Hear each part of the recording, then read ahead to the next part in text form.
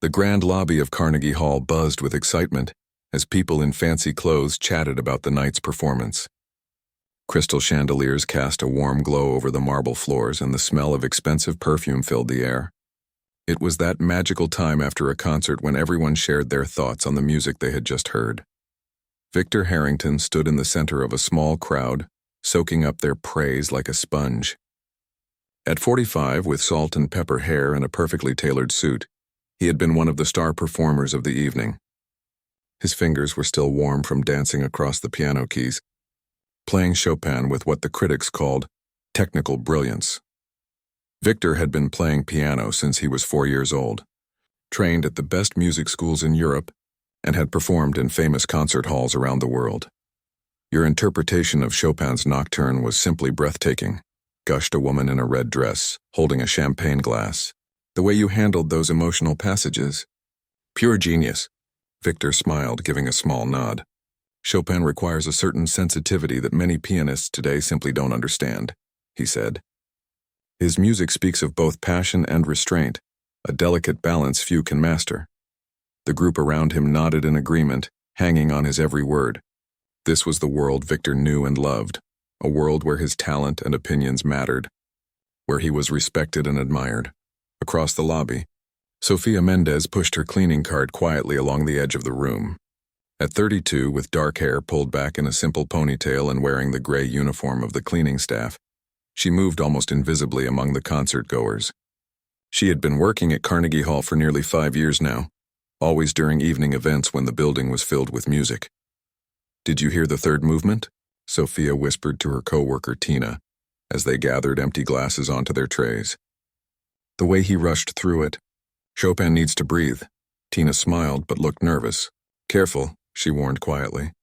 "You know we're not supposed to comment on the performances." Sofia nodded but couldn't help herself.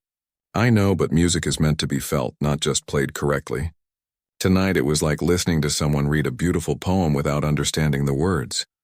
What Sofia didn't say was that she understood those words perfectly, back in her small apartment in Argentina, before life had taken an unexpected turn. She had played those same Chopin pieces on her grandmother's old upright piano. Music had once been her whole world, too. Victor's laugh rang out across the lobby as he continued holding court with his admirers. Sofia tried not to listen, but his voice carried as he explained his approach to Chopin's work. "The problem with most interpretations today is that they're too emotional, too raw. Chopin was a master of structure and form. The emotion must be controlled, refined.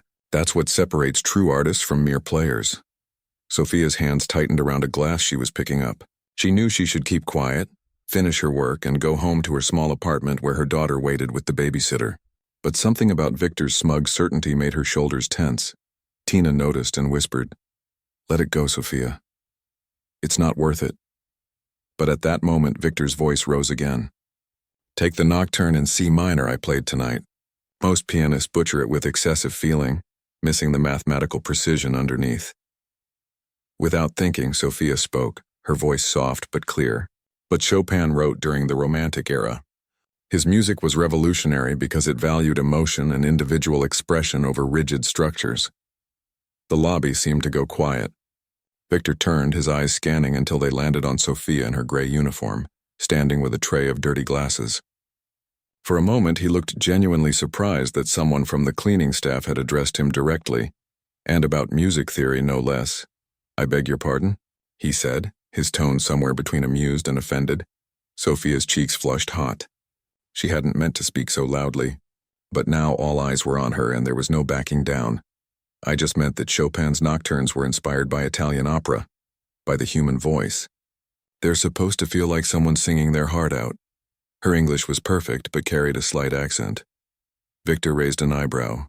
The crowd around him exchanged glances, some amused, others embarrassed for her. A cleaning woman lecturing Victor Harrington about Chopin. It was like watching someone walk straight into quicksand. "How interesting," Victor said, his smile not reaching his eyes. "And where did you study music?" "The Vienna Conservatory? Juilliard, perhaps?" His friends chuckled at his sarcasm. Sofia straightened her back slightly. "I learned from my grandmother, who played in the National Symphony Orchestra back home. And I've listened to every recording of Chopin I could find since I was 12. Victor took a few steps toward her, his expression one of exaggerated interest. Ah, I see. Self-taught with the help of Grandma, clearly equal to years of classical training. More laughter rippled through his group. A tall man in the crowd called out, "Come now, Victor, be kind. Not everyone has had your advantages." But Victor wasn't listening. There was something about the quiet dignity in Sophia's eyes that bothered him, as if she actually believed she understood Chopin as well as he did. He who had dedicated his life to mastering the piano. "You know," he said, looking around at the gathering crowd, "I've always believed music belongs to everyone, not just those with formal education." His tone made it clear he didn't really believe this. Perhaps we should put this democratic idea to the test. Sophia tried to step back, suddenly aware she'd stepped into something bigger than she'd intended. "I should get back to work," she said quietly. No, Victor insisted, his voice louder now, drawing more attention. "The Carnegie Hall charity fundraiser is next week. They always have that beautiful Steinway on stage. What do you say to a little demonstration? You and me. A piano duel, if you will." Gasps and murmurs spread through the crowd. Was he serious? Challenging a cleaning woman to perform alongside him? "That's not necessary," Sophia said, wishing the floor would open up and swallow her. "I insist," Victor said, his smile tight. "Unless, of course, you don't actually play. It's easy to criticize from the sidelines." Sophia felt a mixture of emotions wash over her, embarrassment, anger, and something else. A flicker of the passion that had once driven her life. How long had it been since she'd played on a real concert piano? Not since before Anna was born. Not since she'd left home with dreams that had slowly been replaced by the practical needs of survival. Tina stepped forward protectively. "Sophia, you don't have to do this." But Sophia was looking at Victor's confident smirk, at the amused faces of the wealthy concert-goers, at the beautiful hall that she cleaned night after night while its music called to something deep inside her. "What would we play?" she asked, her voice steadier than she felt. Victor's eyebrows shot up in surprise. He hadn't expected her to accept. He recovered quickly, saying, "Player's choice. One piece each. Let the audience decide who understands Chopin better." He extended his hand. "Unless you've come to your senses." The reasonable part of Sophia's brain screamed at her to walk away. What was she thinking? She hadn't performed in public for over 10 years. She practiced, yes, secretly on the hall's pianos after hours when the building was empty and the night security guard looked the other way. But that was different from playing in front of an audience, from challenging someone like Victor Harrington. Yet something stronger than reason made Sophia shift her tray to her left hand and reach out with her right. "1 week from today," she said, shaking his hand. Victor's smile widened, but there was confusion in his eyes. This wasn't how he'd expected this to go. The cleaning woman was supposed to back down to know her place. But he couldn't back out now without looking petty. 1 week, he agreed. "I look forward to an educational experience for everyone involved." As the crowd began to break up, buzzing with gossip about what had just happened, Sophia felt a wave of panic. What had she done? She had a daughter to think about, bills to pay, a life that couldn't afford public humiliation. Mrs. Henderson, one of the event organizers who had witnessed the exchange, approached Sophia with a strange mix of concern and excitement on her face. "Are you really going to do this?" she asked. Sophia bit her lip, already regretting her decision. "I don't know. I shouldn't have spoken up." Mrs. Henderson studied her for a moment. "You know, I've organized events here for 15 years. Victor Harrington is technically brilliant, but sometimes I think he's forgotten why people make music in the first place." She paused. "Do you really play?" Sophia nodded slowly. "I used to, a long time ago." "Well," Mrs. Henderson said with a small smile, "next week's fundraiser just got a lot more interesting. I'll make sure you're on the program." She handed Sophia a card. "Call me tomorrow. We'll need to work out some details." As Mrs. Henderson walked away, Sophia stood frozen, her tray of dirty glasses still in her hands, wondering how a normal workday had turned into this moment that might change everything. Across the lobby, Victor was already telling his friends how he planned to be gracious in his obvious victory, never imagining that the quiet woman in the gray uniform had once made pianos sing like few others could. And in that moment, despite her fear, a tiny spark that had been nearly extinguished years ago flickered back to life inside Sophia's heart. Maybe, just maybe, This was the second chance she'd never dared to hope for. Sophia's hands shook as she unlocked the door to her small apartment. It was nearly midnight and her mind was still spinning from what had happened at Carnegie Hall. What on earth had she been thinking? Accepting a challenge from Victor Harrington, a man whose face was on classical music magazine covers, whose concerts sold out months in advance. Mama! 8-year-old Anna ran to her in pajamas decorated with music notes, her dark curls bouncing. The babysitter, Mrs. Patel from next door, smiled from the worn couch. She wanted to wait up for you, Mrs. Patel explained, gathering her things. Someone's been practicing her piano homework very seriously tonight. Sophia hugged her daughter tight, breathing in the sweet smell of her strawberry shampoo. Anna was the reason Sophia did everything. Worked long hours, saved every penny, pushed aside old dreams. After Sophia's husband died suddenly 4 years ago, they'd left Argentina with 2 suitcases and a photograph of Anna sitting at her grandmother's piano. Did you hear beautiful music tonight, Mama? Anna asked, her eyes bright despite the late hour. Sophia nodded, paying Mrs. Patel and thanking her for staying late.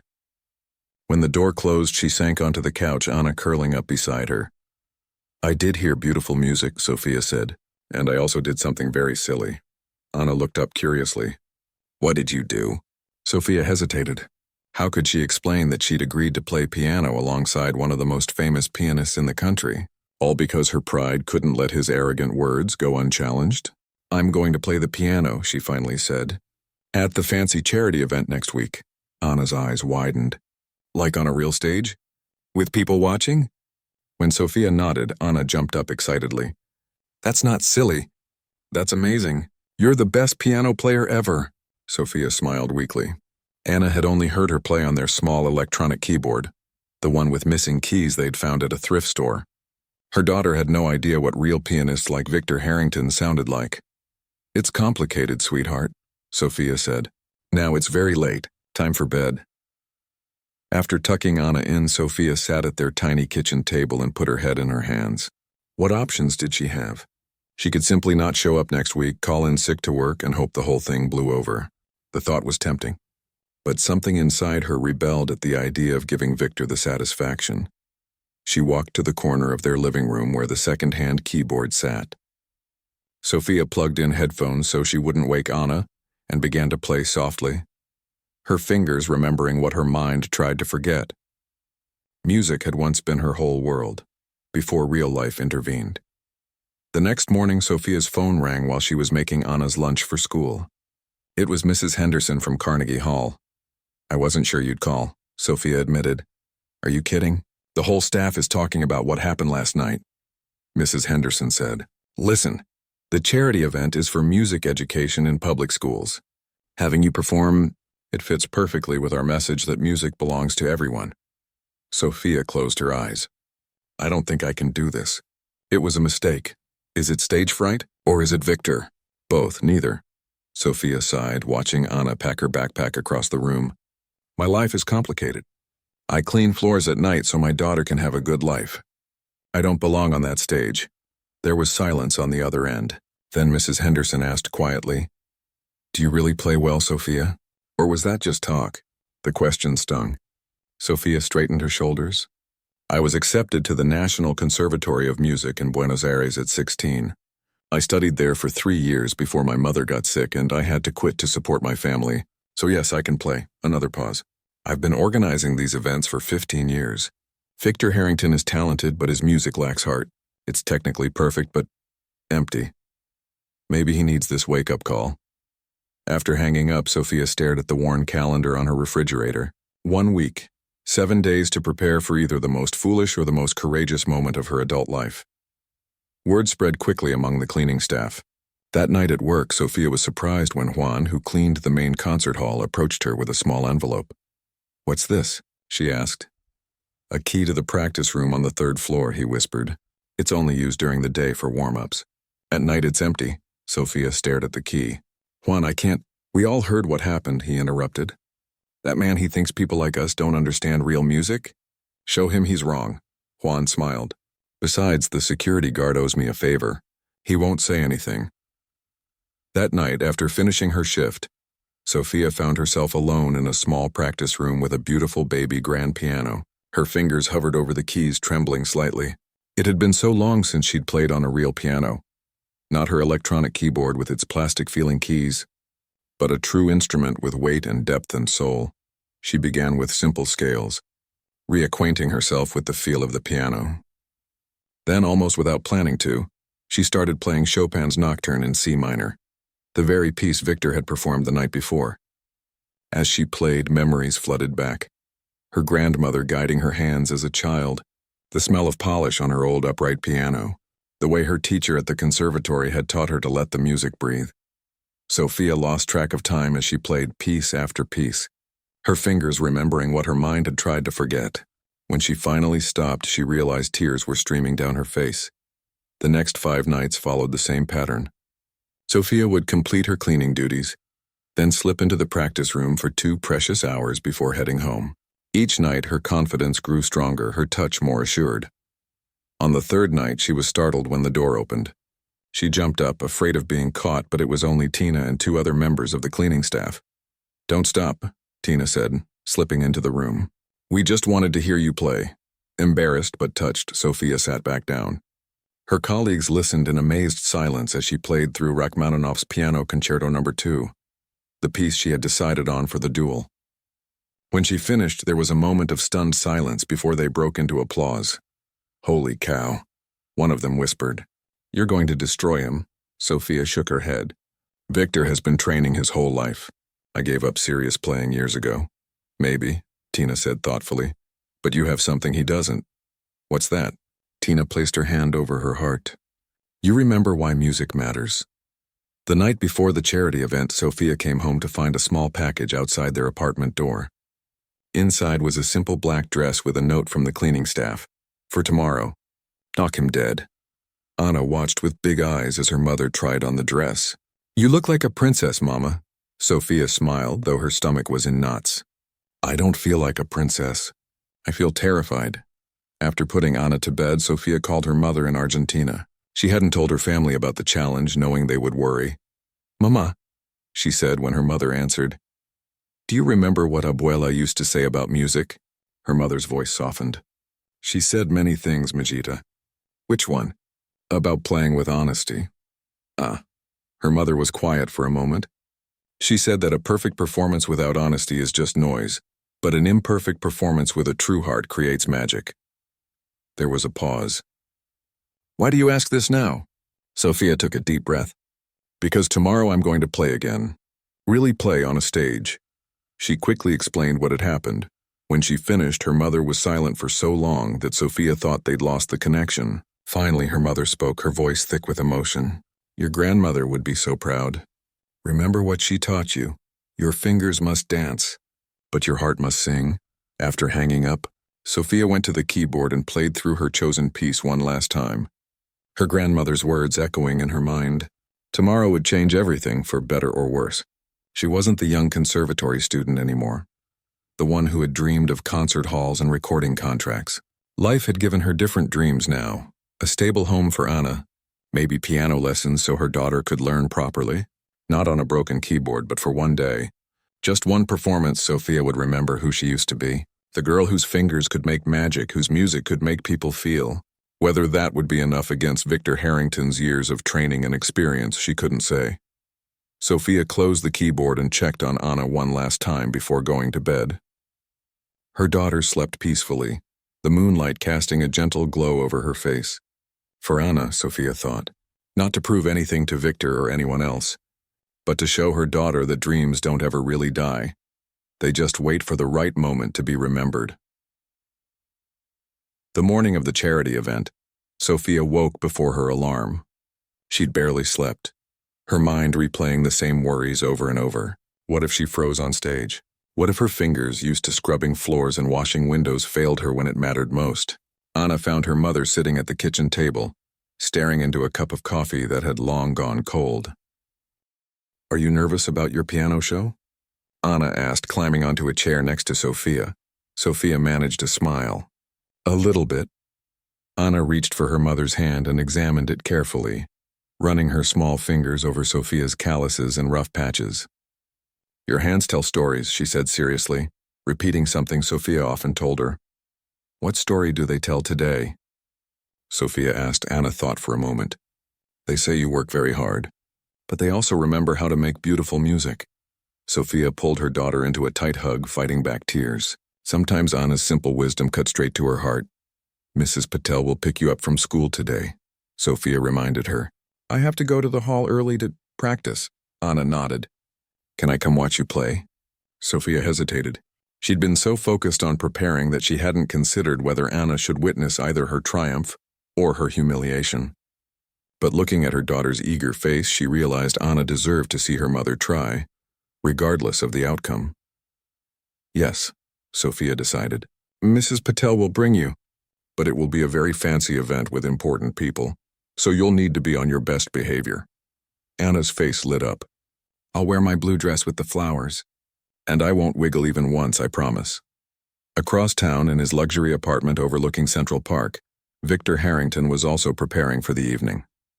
The charity event was usually just another performance in his busy schedule, an obligation to maintain his standing in the classical music community. But this year was different. This year, he had the added task of putting a presumptuous cleaning woman in her place. He hadn't thought much about Sophia since issuing the challenge. Why would he? She was clearly out of her depth, probably regretting her moment of boldness by now. Victor expected her to either withdraw or embarrass herself trying. Either way, it would be a valuable lesson about respecting the years of dedication it took to master an instrument like the piano. Still, as he practiced that morning, running through the complex piece he'd selected, Liszt's Hungarian Rhapsody No. 2, with its technical challenges that would showcase his skill, a flicker of doubt crossed his mind. There had been something in Sophia's eyes that night, a quiet certainty that didn't match her station in life. Victor dismissed the thought. He'd been performing since childhood, had studied with the finest teachers in Europe, had played in venues that most musicians only dreamed of. One cleaning woman with opinions about Chopin was hardly worth worrying about. His phone rang, interrupting his practice. It was Lawrence Bennett, the director of the New York Symphony Orchestra. Victor, looking forward to your performance tonight, Lawrence said. I hear there's been an interesting addition to the program. Victor sighed. A small amusement, nothing more. One of the cleaning staff fancies herself a pianist. I've agreed to let her play as well, to show support for the charity's message about musical education for all. The explanation sounded better than admitting he'd issued the challenge out of wounded pride. Generous of you, Lawrence said, though his tone suggested he wasn't entirely convinced. The event is sold out, by the way. Apparently, word of this piano duel has generated quite a buzz. Victor frowned. Sold out? It's never sold out before. People love an underdog story, Lawrence said. Half of New York is curious to see if this mystery woman can actually play. The other half wants to see you put her in her place. He chuckled. Either way, it's great publicity for the charity. After hanging up, Victor returned to the piano with renewed determination. If people were coming to see a show, he would give them one. By the end of the night, everyone would remember why he was considered one of the finest pianists of his generation. Carnegie Hall was buzzing with activity when Sophia arrived that afternoon. She'd taken the day off from her other cleaning job, telling her supervisor she had a family emergency. In a way, it wasn't entirely a lie. This felt like an emergency of the heart, a reckoning with the person she used to be and the dreams she'd set aside. Mrs. Henderson met her at the staff entrance, excitement written all over her face. There you are. We were worried you might have changed your mind. She ushered Sophia through the backstage area, past curious stagehands and event organizers who tried not to stare. We've set up the practice room for you. You'll have 2 hours before the event starts. Sophia clutched her bag containing the black dress from her co-workers. Has he arrived yet? Mrs. Henderson shook her head. Victor, no, he never arrives early. He'll sweep in about 30 minutes before, already dressed and ready to go. She squeezed Sophia's arm reassuringly. That gives you the advantage of getting comfortable with the performance piano. The practice room was small but elegant, with a beautiful Steinway that made Sophia's heart race. This wasn't the baby grand from the practice room. This was a concert grand piano, the kind used for professional recordings and major performances. Take your time, Mrs. Henderson said, leaving her alone. Someone will come get you when it's time to change. Sophia set down her bag and approached the piano slowly, almost reverently. She ran her fingertips lightly over the polished surface before sitting down on the bench. The keys felt different under her fingers, more responsive, more alive somehow. She began to play, starting with simple scales to warm up. The piano sang beneath her touch, the notes ringing clear and true. Gradually, she moved into her chosen piece, feeling the music flow through her like water breaking through a dam. Time slipped away as she played. Sophia didn't notice the door opening slightly, or the small crowd of stagehands and event staff gathering in the hallway outside, drawn by the music floating through the walls. By 7 o'clock, the main hall was filling with people dressed in their finest. The charity event had always attracted a wealthy crowd, but tonight there was an extra energy in the air. Whispers and speculations flew through the audience. Who was this mysterious woman challenging Victor Harrington? Could she actually play? Was it some kind of publicity stunt? Backstage, Sophia changed into the black dress, her hands trembling as she zipped it up. It fit perfectly, simple but elegant, nothing flashy. Tina arrived to help with her hair, pinning it up in a style that looked both professional and beautiful. "Everyone's talking about you," Tina said as she worked. "The ticket office said they've never seen so many last-minute purchases. People called all day asking about the piano duel." Sophia's stomach tightened. "Great, more people to witness my humiliation." Tina met her eyes in the mirror. "That's not going to happen. We heard you practicing this week, remember? You're going to surprise a lot of people tonight." A soft knock on the door interrupted them. Mrs. Patel stood there with Anna, who looked wide-eyed at her mother in the black dress. "Mama!" Anna rushed forward. "You look like a movie star." Sophia hugged her daughter, drawing strength from her innocent excitement. "Thank you for bringing her," she told Mrs. Patel. "We wouldn't miss it," Mrs. Patel said warmly. "Anna has been telling everyone her mother is playing at Carnegie Hall tonight." Sophia knelt to Anna's level. "I'm very nervous," she admitted. Anna placed her small hands on her mother's cheeks. "Just close your eyes and think of our special song, the one you play when I can't sleep."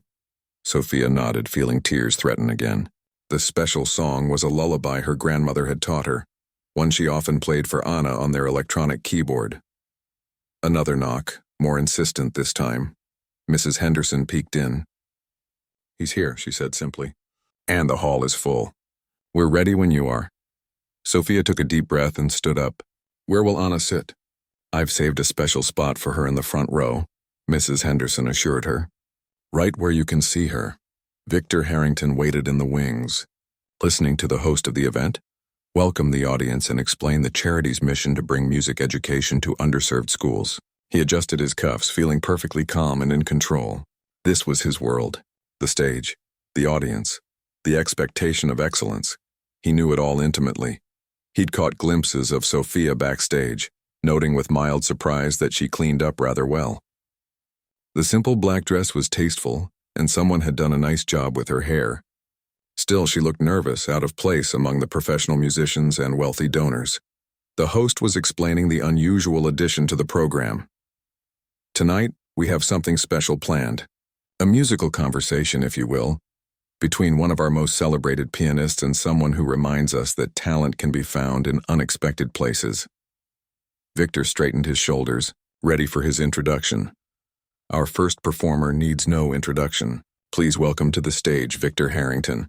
The audience applauded enthusiastically as Victor walked onto the stage with practiced confidence.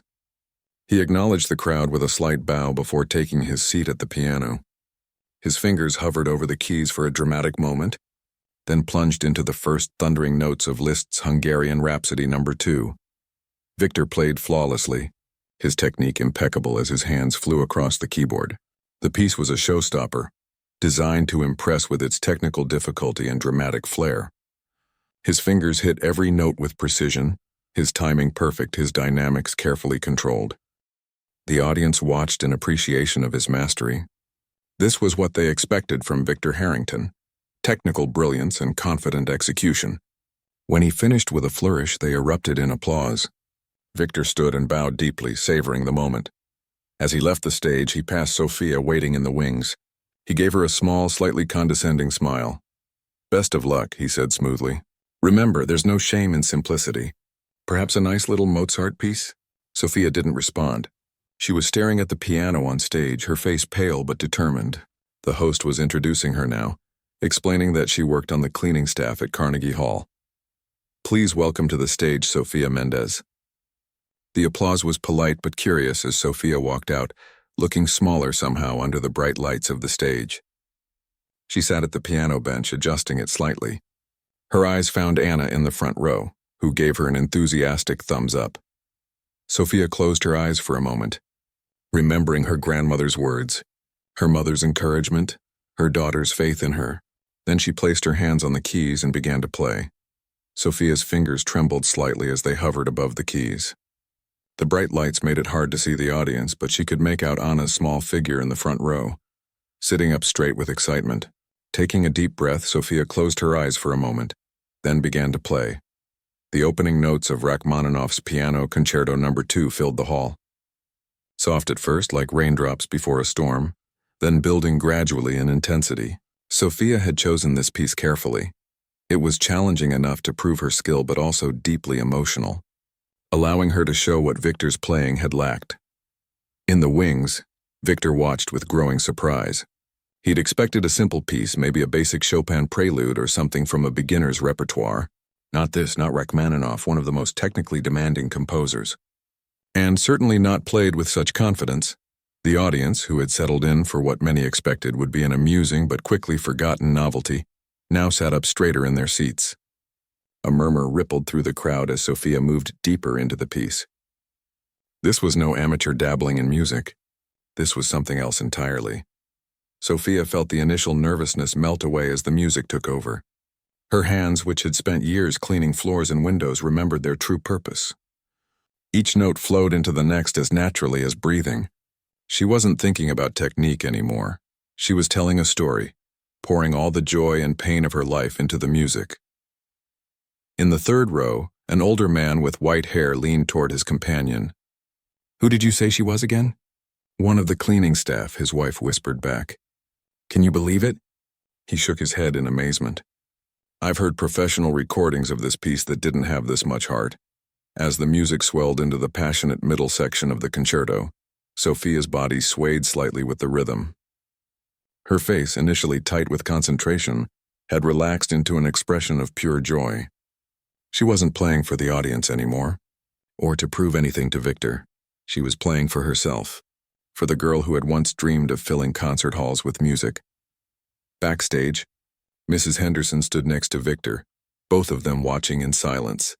She glanced at him, noting how the confident smile had slipped from his face, replaced by a look of disbelief. "Did you know?"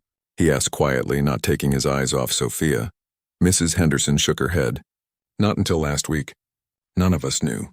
She never mentioned it." In the front row, Anna watched her mother with wide eyes. She had heard her play their small keyboard at home. But this was different. This was her mother transformed, creating something magical that made some people in the audience close their eyes and others lean forward in their seats. The piece moved into its final section, building toward a powerful conclusion. Sophia's fingers danced across the keys with growing intensity, hitting notes that rang through the hall like bells, like thunder, like the beating of a heart that refused to be silenced. When she played the final notes, there was a moment of complete silence. Sophia sat still, hands resting on the keys, eyes closed as the last echoes faded away. Then the audience erupted. The applause was deafening, people rising to their feet, some shouting, "Bravo!" Anna jumped up and down, clapping her small hands together as hard as she could. In the back, the cleaning staff who had managed to slip in to watch stood together, cheering for their colleague who had just stunned everyone in the room. Sophia opened her eyes, momentarily confused by the reaction. She had been so lost in the music that she'd almost forgotten where she was. Slowly, she stood and gave an awkward bow, unused to such attention. As the applause continued, showing no signs of dying down, she glanced toward the wings where Victor stood watching. His face was unreadable, a mix of emotions she couldn't quite identify. Mrs. Henderson came onto the stage, taking Sophia's hand and raising it like a boxing champion's. "Ladies and gentlemen," she called over the noise, "Sophia Mendez." The applause grew even louder. People who had come expecting to see an amusing failure were now witnessing something remarkable. A hidden talent revealed, a reminder that greatness can exist anywhere, even in the shadows of a concert hall where most never bothered to look. Sophia searched the crowd until she found Anna's face again, beaming with pride. For her daughter, this moment meant something different. It was proof that dreams could survive even when life took unexpected turns. Finally, the applause began to subside. Mrs. Henderson guided Sophia off the stage, where several board members of the charity immediately surrounded her, asking questions all at once. Where had she studied? Why wasn't she performing professionally? Would she consider playing at their next event? Sophia felt overwhelmed, struggling to answer as more people pressed around her. Suddenly, a path cleared and Victor Harrington stood before her. The backstage area went quiet. Everyone knew about the challenge, the almost dismissive way he had treated her a week ago. Now they waited to see how he would react to being so thoroughly upstaged. Victor looked different somehow, less imposing than he had before. He studied Sophia's face for a long moment before speaking. He paused, seeming to search for the right words. That was extraordinary. Sophia didn't know how to respond. She had expected anger, perhaps, or some attempt to diminish her achievement. Thank you, she said simply. Where did you learn to play like that? He asked, genuine curiosity replacing his usual confident tone. My grandmother taught me when I was young. Then I studied at the National Conservatory in Buenos Aires for a few years. Why did you stop? Sophia glanced over to where Anna stood holding Mrs. Patel's hand. Life had other plans for me. Victor followed her gaze, understanding dawning on his face. Your daughter? Sophia nodded. She must be very proud of you tonight. I hope so, Sophia said softly. An uncomfortable silence fell between them. Around them, people pretended not to listen, though everyone was straining to hear. Finally, Victor extended his hand. I believe I owe you an apology, Mrs. Mendez. I made assumptions that were clearly incorrect. Sophia hesitated before shaking his hand. Miss, she corrected gently. And thank you, but this wasn't about proving anything to you. No, he agreed with the first genuine smile she'd seen from him. It was about the music, as it should be. The tension broke as people moved forward again, surrounding Sophia with congratulations and questions. Victor stepped back, watching as the woman he had dismissed as just a cleaner became the center of attention. Lawrence Bennett from the New York Symphony pushed through the crowd to reach Sophia. Ms. Mendez, that was remarkable, truly remarkable. I would very much like to speak with you about some possibilities if you're interested. Sophia looked overwhelmed. Possibilities? The symphony has a community outreach program. We're always looking for talented instructors, and occasionally guest performers. Sophia glanced at Anna, who was watching everything with wide eyes. I have a daughter. And other jobs, Lawrence smiled. We can work around that. Please take my card. Think about it. As more people pressed forward with offers and questions, Mrs. Henderson noticed Sophia beginning to look pale and overwhelmed. She clapped her hands sharply. All right, everyone.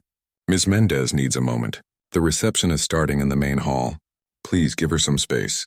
Reluctantly, the crowd began to disperse. Moving toward the reception, Mrs. Henderson guided Sophia to a quiet corner where Anna ran to hug her mother tightly. Mama, you were amazing. Everyone was clapping so loud. Sophia knelt down, hugging her daughter close. Did you like it, sweetheart? Anna nodded enthusiastically. It was like when you play at home, but bigger and more. Everything. Sophia laughed, feeling tears of relief and joy spring to her eyes. That's a perfect description. Mrs. Henderson smiled at them both. You've caused quite a stir, Sophia. There are some important people who want to talk to you at the reception. Sophia hesitated, looking down at Anna. I don't know if I've already arranged for someone to take Anna home, Mrs. Henderson said gently. Mrs. Patel said she's happy to stay overnight if needed. This is an opportunity, Sophia, a big one. Sophia looked at the business cards already filling her hands, from the symphony, from music schools, from arts foundations.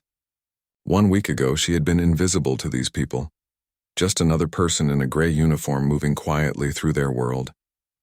Now they were seeing her, really seeing her for the first time. Okay, she said finally. Anna, would you mind going home with Mrs. Patel? Mama needs to talk to some people. Anna nodded solemnly. Is it about you playing piano more? Because I think you should. Sophia smiled, smoothing her daughter's hair. Maybe, We'll see. After kissing Anna goodbye, Sophia straightened her shoulders and followed Mrs. Henderson toward the reception. As they walked, she noticed Victor standing alone near the stage, staring thoughtfully at the piano where both of them had played.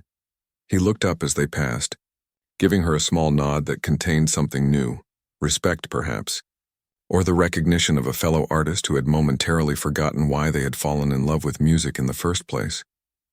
Sophia nodded back before continuing toward the reception, where a room full of people waited to meet the cleaning woman who had just played Rachmaninoff, as if she'd been born to do nothing else.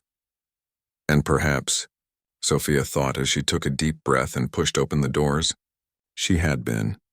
6 months later, Sophia stood in front of the mirror in her new apartment, adjusting the simple blue dress she'd chosen for tonight's performance. The apartment wasn't fancy, a modest 2-bedroom in a better neighborhood, but it had real windows that let in plenty of sunlight and, most importantly, space for a piano. Not an electronic keyboard this time, but an actual upright piano, slightly worn but beautifully tuned. It had been a gift from the board of the music charity, presented to her the week after her performance at Carnegie Hall. "Mama, hurry up," Anna called from the living room. "We're going to be late." Sophia smiled at her reflection. So much had changed since that night 6 months ago, a night that had started with fear and ended with standing ovations. The job offer from the New York Symphony's community program had been just the beginning. Soon after came an invitation to teach piano at a prestigious music school 2 evenings a week. Then private students, eager to learn from the woman whose story had spread through New York's classical music community. The cleaning lady pianist, they called her at first, though Sophia preferred to think of herself simply as a musician who had taken a detour. She still kept one cleaning job, at a small community center near their new apartment. Partly because she was practical enough to know that music careers could be unpredictable, but also because it kept her grounded, reminded her of where she'd come from. "Coming," Sophia called back to her daughter, grabbing her purse and sheet music. Tonight was special. Her first performance as part of the Symphony's community concert series. Not as a soloist, but as part of a chamber group playing Schubert. It wasn't Carnegie Hall, but it was a real stage with a real audience, and her name was on the program. Anna was waiting by the door, practically bouncing with excitement. At 9 years old, she was now taking piano lessons herself, showing a natural talent that made Sophia's heart swell with pride. "Do you think a lot of people will come?" Anna asked as they walked to the subway station. "I'm not sure," Sophia admitted. "It's a small venue, but Mrs. Henderson said she sold all the tickets." Mrs. Henderson had become something of a manager for Sophia, helping her navigate this new world of professional music. She'd been the one to suggest Sophia for tonight's concert, insisting that her story would help draw attention to the community program. On the subway, Sophia reviewed her music, though she barely needed to. She'd been practicing for weeks, fitting it in between teaching and her remaining cleaning job. Anna watched her mother's fingers move slightly in her lap, playing invisible keys. "Are you nervous?" Anna asked. Sophia nodded. "A little, but the good kind of nervous." She smiled at her daughter. "Like butterflies that help you fly instead of making you sick." As they exited the subway near the community concert hall, Sophia felt her phone buzz with a text message. It was from Tina. "Whole cleaning crew is here. Front row." "Break a leg?" Sophia smiled. Her former co-workers had become her biggest supporters, showing up at every performance they could manage. The small concert hall was already bustling with activity when they arrived. Sophia led Anna to the backstage area, where the other musicians were warming up. They greeted her warmly, 3 string players from the symphony who had volunteered for the community series. "There's our star," said the violinist with a friendly smile. "Ready for your second debut?" Sophia laughed. "Is it still a debut if I've already had one?" "With your story? Every performance is part of the narrative." He nodded toward the stage door. "Packed house tonight, by the way. Word gets around." Sophia peeked through the curtain and was surprised to see every seat filled. Her eyes scanned the crowd, finding Tina and the cleaning crew in the front row as promised. There were faces she recognized from the music school, some of her private students. Mrs. Patel with her husband, and then, in the back row, a familiar figure that made her pause, Victor Harrington, sitting quietly by himself. She hadn't seen much of Victor since that night at Carnegie Hall. There had been a brief, slightly awkward conversation at the reception, and then their paths had diverged again. She'd heard he was touring in Europe, then teaching master classes somewhere on the West Coast. Sophia pulled back from the curtain, feeling a flutter of those butterflies in her stomach. The stage manager approached, signaling 5 minutes until showtime. "Your daughter can sit in the reserved section," she told Sophia, pointing to where Anna should go. After giving Anna a quick hug and watching her skip to her seat, Sophia joined the other musicians for their final preparation. The quartet would play 3 pieces, with Sophia featured prominently in the Schubert. The lights dimmed and they walked onto the stage to warm applause. Sophia felt a moment of déjà vu as she sat at the piano, the lights, the audience, the expectant hush. But this time there was no fear, only anticipation. The music began and Sophia felt that familiar sense of rightness, of being exactly where she was meant to be. The strings and piano conversed with each other, trading melodies and harmonies in the beautiful mathematical dance that Schubert had created. When their final piece ended, the audience rose in a standing ovation. Sophia and her fellow musicians bowed together, sharing smiles at the enthusiastic response. As the applause continued, Sophia's eyes found Anna, who was clapping wildly with a huge grin on her face. After the performance, a small reception was held in the lobby. Sophia found herself surrounded by well-wishers, students, friends, and music lovers who had heard her story and come to witness her talent for themselves. "You played beautifully," Mrs. Henderson said, giving her a quick hug. The director of the symphony was very impressed. "There might be more opportunities coming your way." Sophia thanked her, then excused herself as she spotted Victor making his way through the crowd toward her. He looked different from how she remembered, less rigid somehow, with a more relaxed posture and genuine smile. "Ms. Mendez," he said when he reached her. "Wonderful performance tonight." "Thank you," Sophia replied. "I didn't expect to see you here." Victor nodded. "I got back from San Francisco yesterday. When I heard you were performing, I wanted to come." He hesitated. "Your Schubert was excellent. You brought something to it that many technically proficient pianists miss."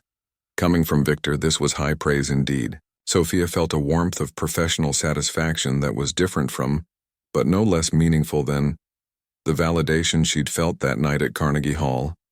"And how have you been?" she asked, genuinely curious.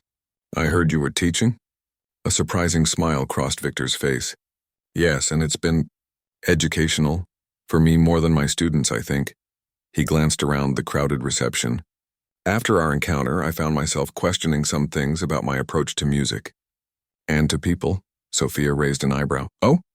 Victor looked slightly uncomfortable but continued. "I realized I'd become so focused on technical perfection that I'd forgotten why I started playing in the first place. Watching you that night, seeing how you connected with the music and the audience, it reminded me of something I'd lost along the way." Before Sophia could respond, Anna appeared at her side, pulling at her hand excitedly. "Mama, Mrs. Patel said I can stay with her if you want to go to dinner with the other musicians." Sophia introduced Anna to Victor, who knelt down to the girl's level. "Your mother plays beautifully," he told her seriously. "Do you play too?" Anna nodded enthusiastically. "I started lessons. Mama says I'm a natural." "I'm sure you are," Victor said, standing up again. He reached into his pocket and pulled out a business card. "Ms. Mendez, I'm starting a new program at the conservatory. Piano lessons for gifted children from diverse backgrounds. Full scholarships." He handed her the card. "I'd like to invite Anna to apply, and I was hoping you might consider teaching a masterclass occasionally." Sophia stared at the card in surprise. "Me? Teach a masterclass at the conservatory?" Victor smiled wryly. "Trust me, the irony isn't lost on me either. But yes, your perspective would be valuable to my students. Many of them have had every advantage but lack the emotional connection to music that you demonstrate so naturally." Sophia felt a strange sense of life coming full circle. "I'll think about it," she promised.